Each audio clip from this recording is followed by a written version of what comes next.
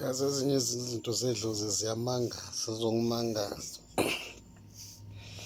Yazi ukuthi kuyenzeka ukuthi uthi uya enkonzweni yasekamelweni uyojabulisa nomuntu wakho, vele induku yakhe ingafuki. Usabathe uthi igoloza ukugoloza nje ingafuki. Kuze umkakho noma umuntu wakho asole ukuthi hhayi cha, kusho ukuthi khona le ntombi osuyitholile esikuloyile yenza ukuthi into yakhe ingavuki. Ize ngixabane impela nje kuthukwane kuthiwa hey wena uhambelana nefebe sezikucuphile washacima kanjani. Kanti hhayi lutho, idlozi nje lifuna i-attention yakho selikhatshelwe uwena oliziba.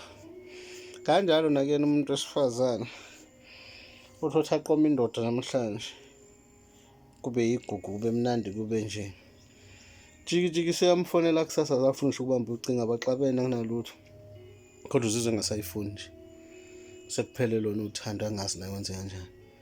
Ya ezinye-ke sezidlosi-ke lezo into zalo-ke lezo.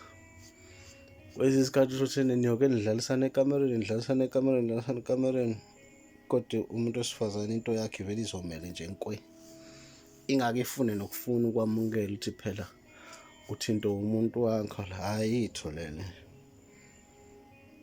Kunaloko nje vele afike lokucasuka naye angakwazi ukuthi ukuthathaphi, kuze kusolwe ukuthi hhayi kushuthi siney'chitho washacima kanjani, kanti hhayi into zedlozi. Mese kuqala iy'nto zala, hhayi zoku-confuse idlozi.